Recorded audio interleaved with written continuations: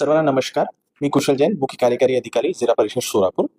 कालपासून एक जी बातमी सर्वांनी वाचली असेल, ज्याच्यामध्ये बबलाद आपली प्राथमिक शाळा कन्नडची तालुका अक्कलकोट मध्ये जे स्लॅब पडण्याची जी माहिती आली, त्याच्याबद्दल थोडं मला क्लॅरिफिकेशन करायचं आहे. मी आज सकाळीपासून अक्कलकोटमध्येच होतो. तिथे जे परिस्थिती आहे त्याच्यामध्ये काय झाला की आपली जी बबलाद शाळा आहे तिथे काल सुमारे 12 ते 1 दरम्यान आपले मुला मुली तिकडे खेळत होते आणि खेळताना त्यांनी जे आपले सीलिंग मध्ये जे हुक्स असते, हुक्स मध्ये त्यांनी साडीची डोर बांधून तिथे एक झोका बांधला होता आणि ते तिथे झुलत होते. आणि झुलताना काय झालं की एक मुलांनी साडीची डोर पकडून ते वरती गेले आणि ते ताण आला म्हणून ते प्लास्टर खाली आला. स्लॅब खाली पडला नाही, प्लास्टर खाली आला.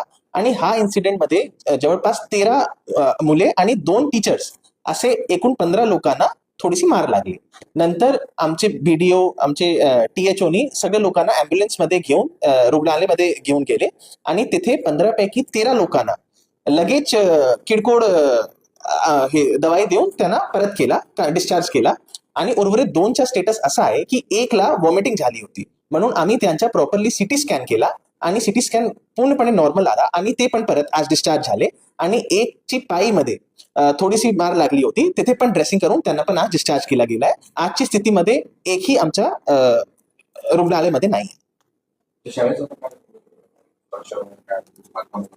बबला जे शाळा आहे इथे जे खोली आहे तिथे जवळपास 10 खोली आहे आणि 10 खोलीपैकी एकही खोली धोकादायक नव्हती.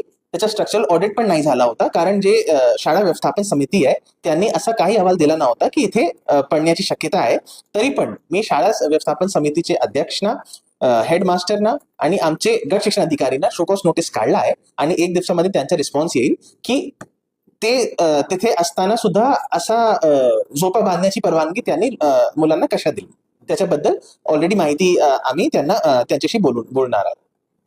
जे मेन शिक्षक आहेत त्यांना जे बाजू दिले त्यांच्यावरच कारवाई व्हायला पाहिजे. नक्की त्यांच्यावरच कारवाई होणार आहे, कारण ते तिथे असताना त्यांना थोडीशी काळजी म्हणजे द्यायची होती की त्यांची प्रेझेन्स मध्ये असे लोकांनी साडीची डोर बांधून, प्रॉपर झोका बांधून तिथे ते कसे खेळत होते.